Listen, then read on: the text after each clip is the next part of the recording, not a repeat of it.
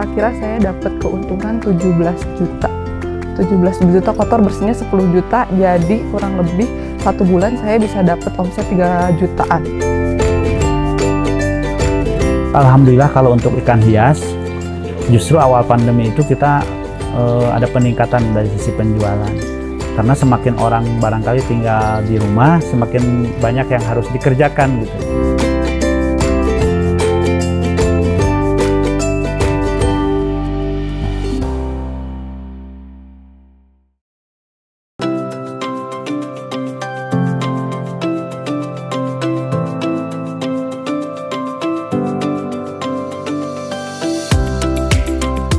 Keanekaragaman spesies ikan hias air tawar yang dimiliki Indonesia memang patut dibanggakan.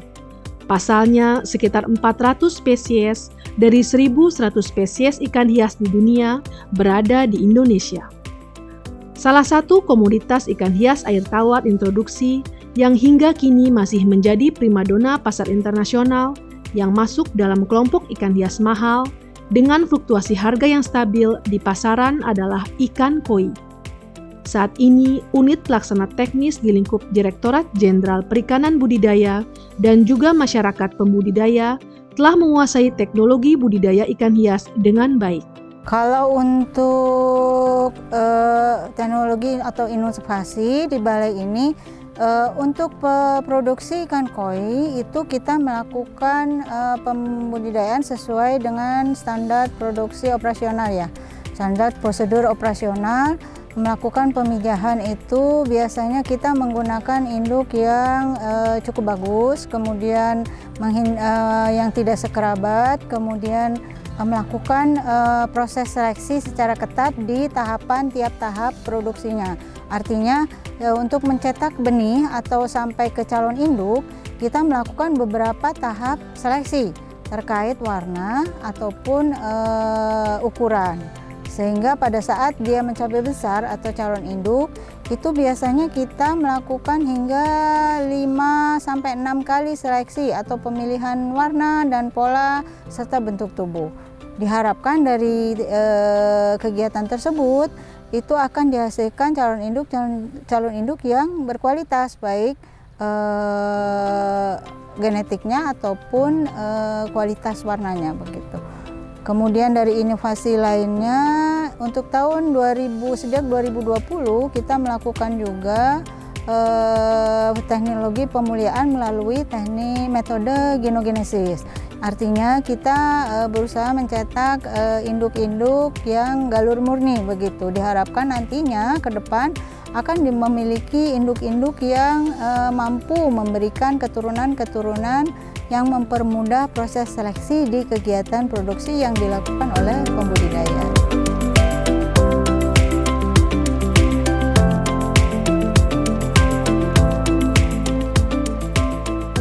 Kalau untuk warna itu kita pertama genetik ya, genetik, sehingga kita dalam memproduksi ikan koi menggunakan induk-induk biasanya yang warnanya cukup bagus, terutama untuk jantannya.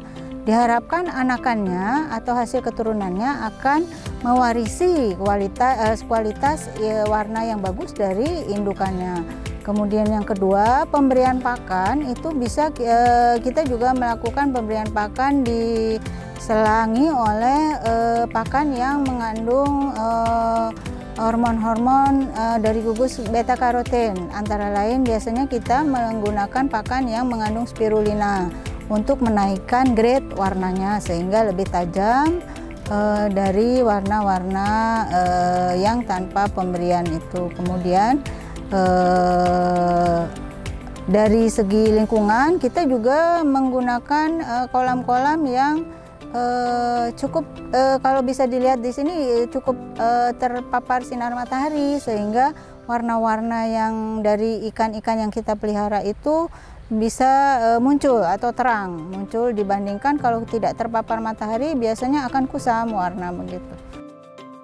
Kalau untuk koi kita jenisnya yang umum di masyarakat yaitu kohaku, sangke, soa, platinum, serta ogon. Nah Nah, itu yang kita produksi. Akan tetapi jenis lainnya yang sebatas koleksi, belum banyak kita produksinya. Itu ada Kojaku, kemudian Goromo, ada Doisu, ada Susui. Kalau untuk jenis Kohaku, Sangke, Sowa dikembangkannya karena kita di masyarakat banyak ya, serta pemasarannya juga lebih mudah gitu, sehingga permintaan dari masyarakat juga lebih tinggi untuk jenis-jenis tersebut. Sementara kalau jenis lainnya itu pemasaran permintaan dari luar itu terbatas, tidak semua pembudidaya meminta jenis-jenis yang khusus seperti itu. Kalau orientasi produksi koi di balai itu, yang pertama kita ada tusi bantuan ya, benih dan calon induk. Nah, itu orientasi pertama. Selain orientasi tersebut, kita juga ada penjualan ke pasar-pasar lokal begitu. Kalau bantuan kita benih itu ukuran 2-3 cm ya. Itu kalau untuk tahun 2021 kemarin kita ada target 1 juta ekor benih kita distribusikan untuk bantuan ke para pembudidaya. Nah, itu alhamdulillah tercapai. Kemudian ada calin kita ada 5.000 ekor jenis bantuan ikan hias. Kita alhamdulillah juga tercapai begitu. Kalau 2002 kita sudah di plotting, target kita ada 700.000 ekor benih dan 5.000 ekor calon induk juga. Kalau pembudidaya yang penerima tersebar se-Jawa ya, ada Jawa Barat, beberapa Jawa Barat, Jawa Tengah, serta Jawa Timur. Itu kita sampai juga bantuan benih ke Blitar.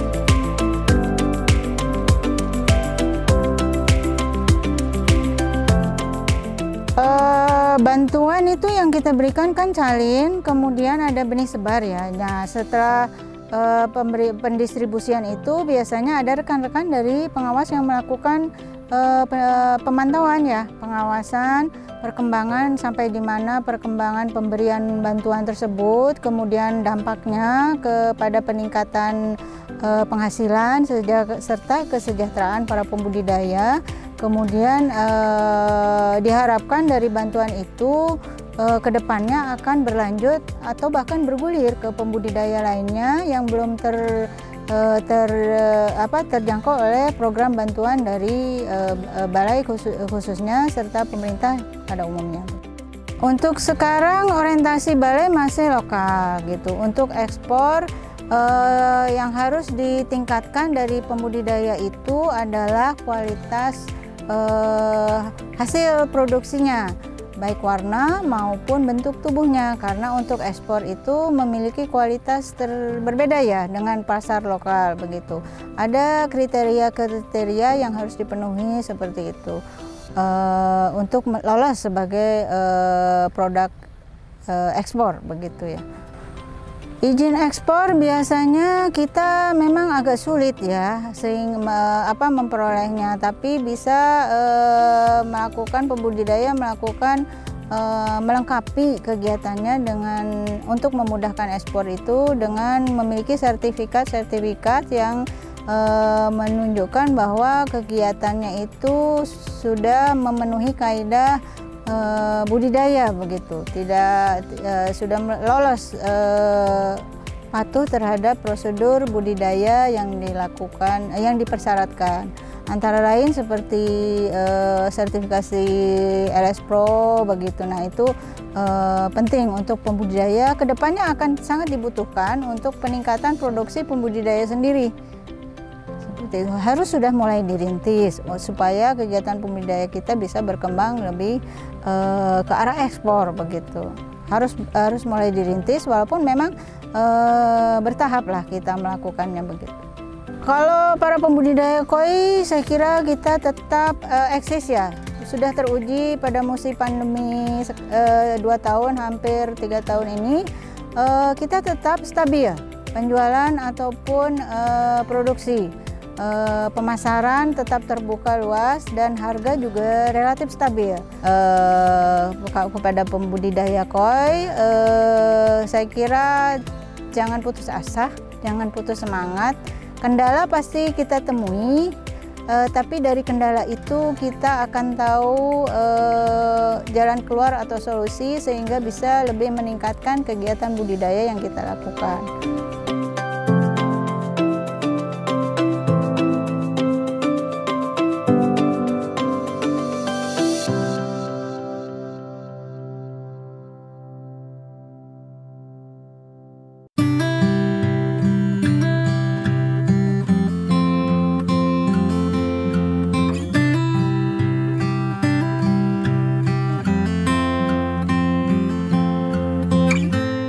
Komoditas ikan koi menjadi potensi yang besar di Indonesia belakangan ini, terutama pada beberapa daerah yang fokus membudidayakan ikan koi tersebut, seperti di Sukabumi dan Blitar.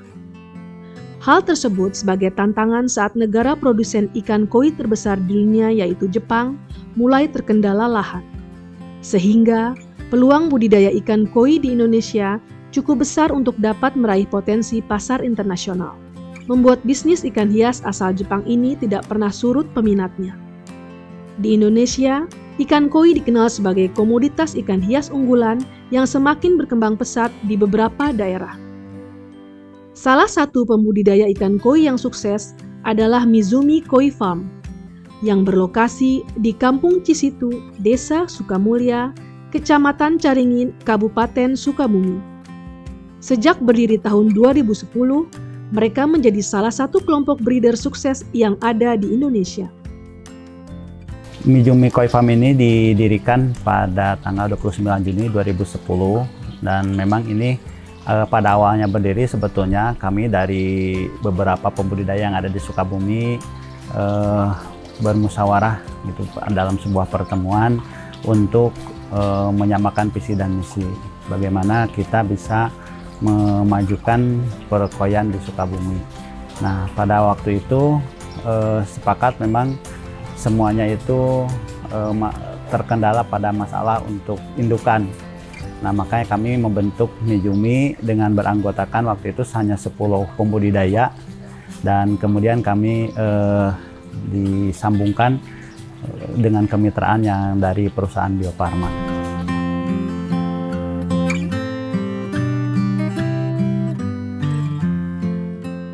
Mizumi Koi Farm ini sebetulnya didirikan pada tanggal 29 Juni. Tapi sebelumnya di Sukabumi ini memang secara historis masyarakatnya semuanya memang sudah banyak dibudidaya ikan.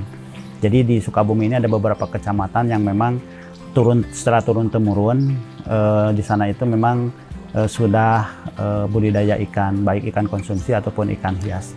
Nah, ada 3 kecamatan, salah satunya itu Kecamatan Caringin, Cicantayan, dan Kecamatan Cisaat. Nah, sebetulnya di tahun 2005 itu kita pernah membentuk sebuah organisasi pembudidaya yang namanya itu Maksi Masyarakat Koi Sukabumi.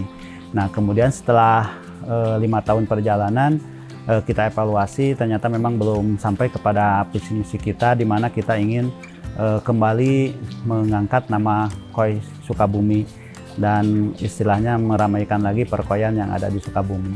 Maka kami dengan beberapa tokoh-tokoh koi yang memang khusus mereka itu sebagai spesialis pembudidaya.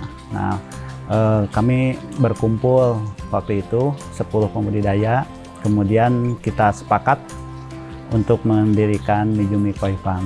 Nah, pada tanggal 29 Juni 2010. Nah, Mizumi Koi Farm ini memang nama yang hasil musyawarah kita, yang artinya itu Miju itu air, Mi-nya Sukabumi jadi air Sukabumi. Kami berharap dengan nama Mizumi ini, perkoian Sukabumi bisa kembali bangkit dan bisa bersaing dalam tataran nasional maupun internasional.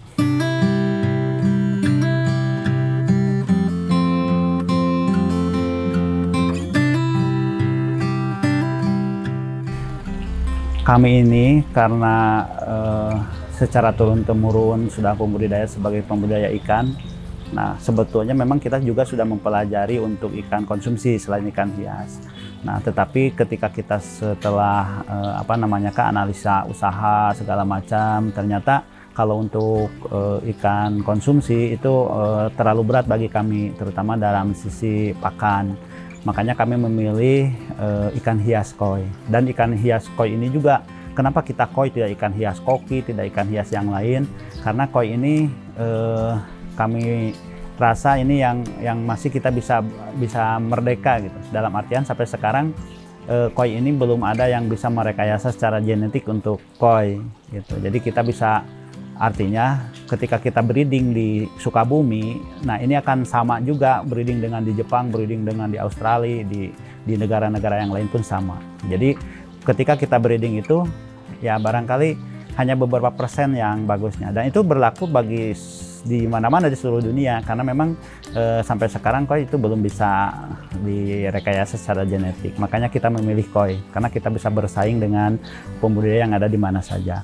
Nah, kemudian dari sisi ekonomi, barangkali ikan hias koi ini kalau dibanding dengan ikan konsumsi relatif lebih menjanjikan dari sisi bisnis.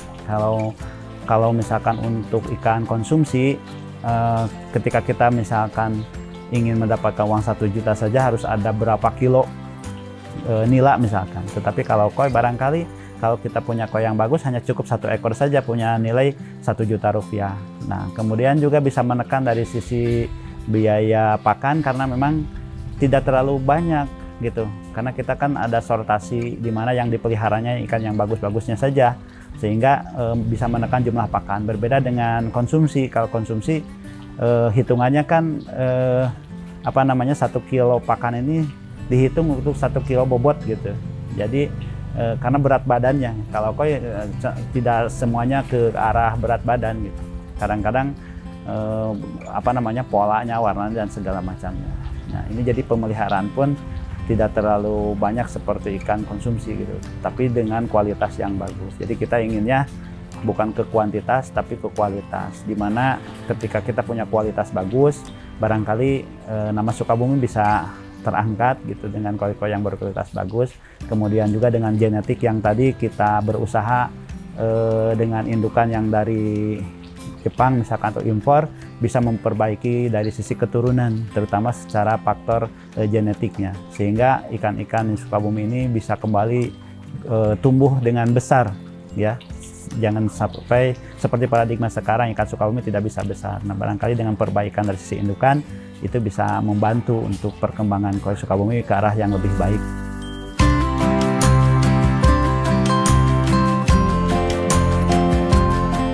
Kalau untuk pasar, sebetulnya ikan hias koi ini, ikan hias koi ini pasarnya banyak sekali, masih terbuka luas. Jangankan ke ekspor, sebetulnya untuk domestik saja, daerah Jabodetabek misalkan, ini permintaannya sangat besar. Dari Sukabumi itu mungkin tiap malam itu ada yang dikirim ke daerah Jakarta, baik ke Pasar Parung gitu, atau ke pasar-pasar di Sumeneb atau di daerah-daerah Jakarta lah, pasar-pasar ikan hias itu rata-rata tiap malam itu ada pengiriman dari Sukabumi itu untuk ikan hias. Jadi berbagai macam ikan hias sebetulnya. Nah, kelihatannya untuk koi ini peluangnya masih besar karena orang semakin banyak tinggal di rumah, semakin banyak tingkat kesibukannya, jadi membutuhkan relax lah gitu ya, untuk refreshing. Biasanya mereka larinya memelihara ikan hias gitu, terutama ikan hias koi. Jadi pasarnya kalau dari kami ini termasuk dari Mijumi, sekarang Mijumi pasar terbesarnya ya ke Jakarta, ke Bekasi, ke daerah-daerah sekitar Jakarta lah, ada Bogor, ada Tangerang dan segala macamnya. Dan sebagian mungkin ke Bandung juga gitu untuk pasarnya.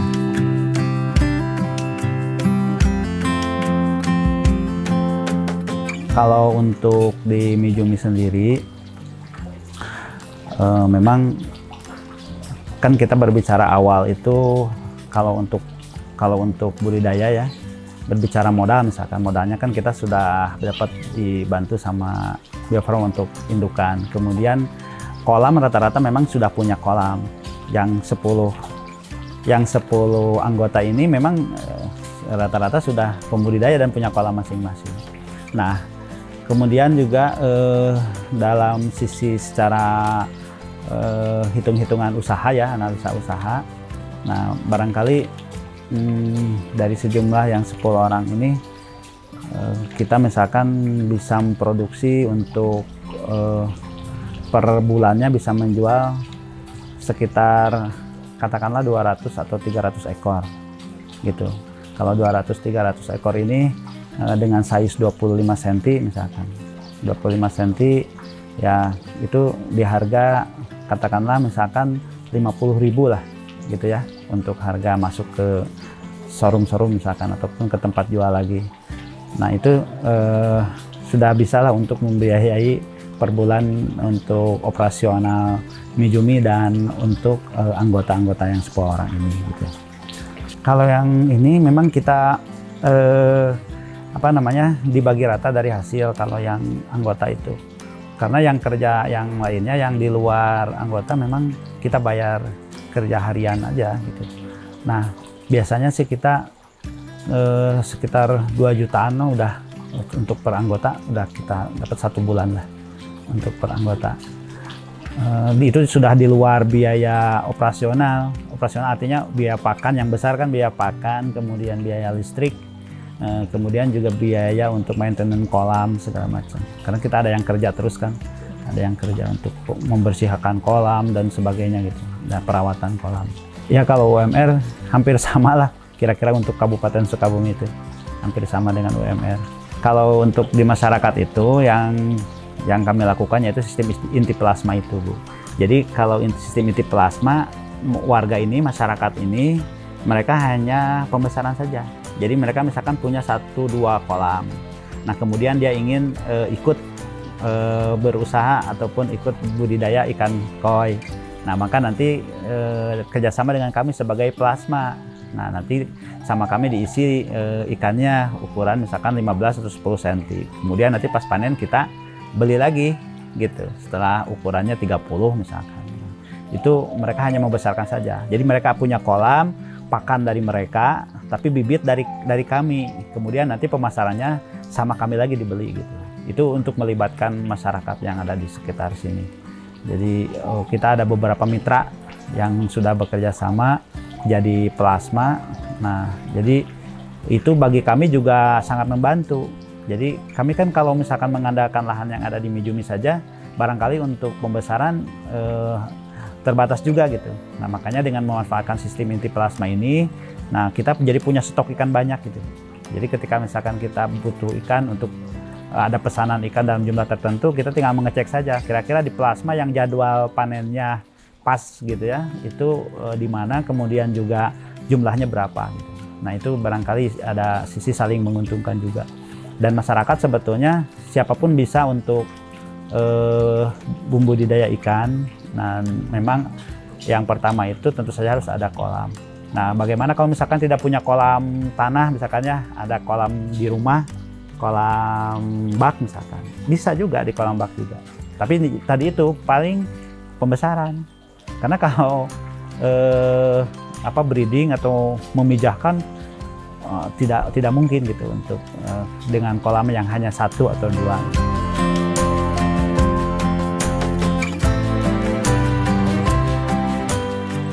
Kalau pemerintah tentu saja banyak sekali yang telah dilakukan, terutama bagi Mijumi ya. Pertama ada semacam pembinaan, kemudian juga kita sering ada pelatihan-pelatihan dari dinas. Kemudian ada penyuluh perikanan yang memang selalu datang ke kelompok kami, berdiskusi lah, artinya berdiskusi, ngobrol mengenai budidaya ikan hias koi. Nah, ketika ada peluang-peluang ataupun semacam kemarin ada pelatihan-pelatihan untuk meningkatkan SDM dari pembudidaya, nah itu biasanya kami diikut sertakan juga dari pemerintah, dari dinas-dinas perikanan. Dan kalau ada pameran-pameran yang sifatnya itu menjadi salah satu ajang untuk promosi misalkan, nah itu juga kami selalu diajak gitu dan dilibatkan. Banyak sekali sih yang dilakukan oleh pemerintah, terutama Dinas Perikanan di Kabupaten Sukabumi ini. Bagaimanapun besarnya sebuah PAM gitu ya, tentu saja harus ada kolaborasi dengan berbagai macam pihak. Artinya ada BP4K, kalau dulu itu ada badan penyuluh ya, kemudian juga dari Dinas Perikanannya, kemudian dari sisi pengusaha-pengusaha gitu. Jadi ada BUMN, nah itu bisa kolaborasi dan itu berpengaruh sekali untuk kemajuan sebuah pembudidaya gitu, sebuah kelompok. Jadi kalau mau maju ya kita harus sama-sama, harus kerjasama. Tidak bisa hanya pembudidaya saja berjalan sendiri gitu, tanpa dukungan dari pemerintah ataupun dari dinas, tanpa dukungan dari barangkali dukungan dari pihak perguruan tinggi juga perlu.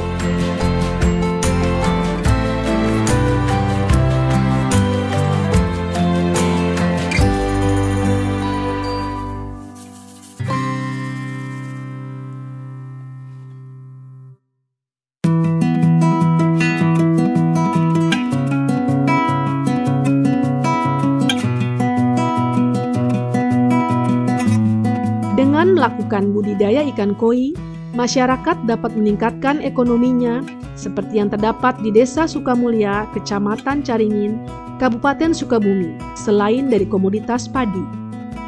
Seperti yang dilakukan Erna Merina, sosok anak muda yang sukses menjalankan usaha budidaya ikan koi di Sukabumi. Berbeda dengan kebiasaan wanita muda yang memilih bekerja di kota, Erna lebih memilih membudidayakan ikan koi.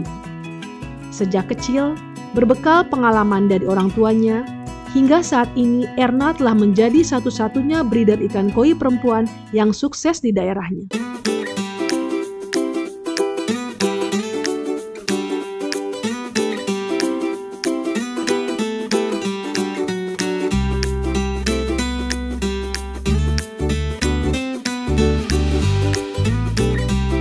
Assalamualaikum warahmatullahi wabarakatuh. Sampurasun, nama saya Erna Merina. Saya salah satu pembudidaya dari Cisaat, Sukabumi. Kalau untuk usahanya baru sekitar 4 tahunan. Tapi untuk berkecimpung ikut-ikut orang tua itu udah dari semenjak sekolah SMK dulu. Saya sering ikut sortasi, milih-milih koi atau panen gitu, saya sering ikut.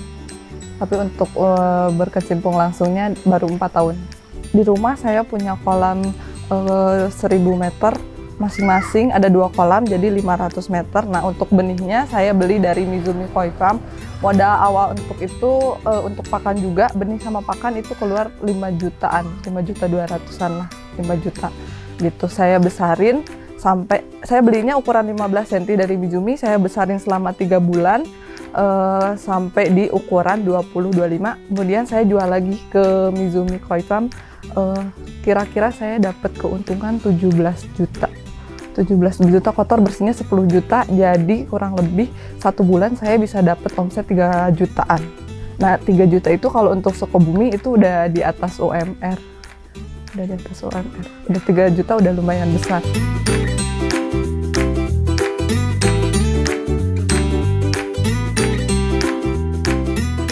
Saya terjun di budidaya koi ini pertama karena emang seneng hobi.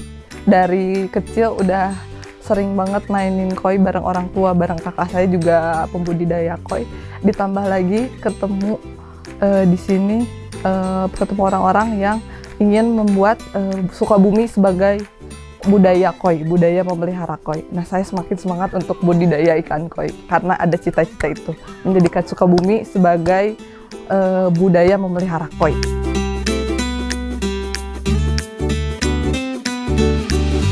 Jenisnya karena saya ambil dari Mizumi spesialisasi soa, jadi saya ambilnya dari soa siro. Iya, saya juga pengen breeding sendiri, cuman sekarang masih coba-coba dari jenis sangke sama kohaku, cuman ya hasilnya tidak terlalu bagus, masih belajar juga, masih di pembesaran. Masih budidaya, ya tadi pembenihan saya belajar pembenihan juga, menjual sendiri juga, saya mencoba menjual sendiri lewat media sosial. Orderannya karena sekarang udah zaman media sosial, jadi saya pakai Instagram untuk promo Tokopedia, dan itu alhamdulillah ada aja peminatnya. Mintanya ada aja sih, di ukuran yang kecil sama yang besar, lebih condong ke yang kecil biasanya. Kalau di pandemi saya pengen cita-citanya ekspor malah kalau bisa. Saya udah gabung di klub-klub yang di sosmed gitu, Mbak. Saya coba promoin lewat sosmed untuk bisa ekspor, cuman kan kalau ekspor banyak persyaratannya. Jadi saya belum mumpuni di persyaratan mungkin. Mungkin kalau dari pemerintah saya berharap bisa dibimbing gitu, Mbak. Ada workshop atau apa gitu sehingga saya bisa tahu bagaimana cara memelihara koi yang baik itu seperti apa, kriteria nanti untuk saya ekspor itu seperti apa.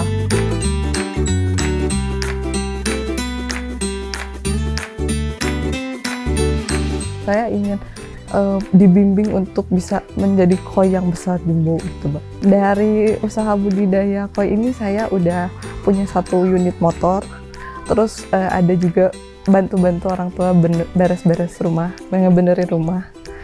Lahan alhamdulillah nambah lagi, nambah lagi dari hasil budidaya koi ini.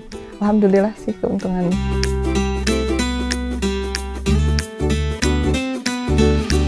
Kendala ada aja, Mbak. Kalau misalkan untuk angka kematian yang tiba-tiba ikan kita mati banyak gitu, kena virus itu. Tapi kalau untuk kendala menurut saya kuncinya jangan kapok kalau di koi itu. Jadi ketika jatuh ya bangun lagi, karena pasti ada aja gitu, Mbak, jalannya. Walaupun udah pernah sempet istirahat dulu aja nggak apa-apa, tapi kalau bisa lanjut lagi. Penyakit, iya, tapi kalau KHP saya nggak bisa, saya paling pemusnahan. Tapi kalau untuk jenis-jenis jamur penyakit yang lainnya ya bisa lewat karantina. Ya biasanya kalau ikan sakit itu kalau dikasih makan pun dia nggak terlalu lahap makannya, atau dia hanya menyendiri gitu biasanya. Secara visual bisa kelihatan. Penanganannya paling kita pisahin dari yang lain, kita masukin bak karantina, kasih obat, misalkan kalau kena jamur kita kasih obat jamur, terus atau penanganannya lewat garam ikan juga bisa. Kita karantina selama 1 minggu. Buat masyarakat Sukabumi khususnya, ayo kita pertahankan ikan koi kita. Ini sejarahnya dulu dari Sukabumi, masa mau hilang gitu aja di Sukabumi. Jadi buat para breeder-breeder, pembudidaya-pembudidaya yang ada di Sukabumi, ayo kita semangat budidaya ikan koi. Dari segi ekonomi, budidaya ikan koi juga mampu menambah penghasilan masyarakat. Bahkan, geliat budidaya ikan koi juga dapat menyerap tenaga kerja di bidang budidaya ikan hias air tawar, sehingga dapat mengurangi angka pengangguran. Untuk itu, bagi masyarakat yang tertarik membudidayakan ikan koi tidak perlu khawatir, karena sudah banyak contoh suksesnya. Direktorat Jenderal Perikanan Budidaya melalui Balai Besar Perikanan Budidaya Air Tawar Sukabumi juga siap membantu dan memberikan pendampingan teknis bagi masyarakat yang ingin melakukan budidaya ikan hias air tawar khususnya koi. Diharapkan budidaya ikan koi di masyarakat bisa terus bergeliat dan menghasilkan ikan koi yang berkualitas, sehingga mampu bersaing di pasar lokal maupun internasional, yang kemudian mampu meningkatkan kesejahteraan masyarakat. Semangat terus buat petani Sukabumi, petani ikan koi khususnya, walaupun bau amis tapi cuannya manis.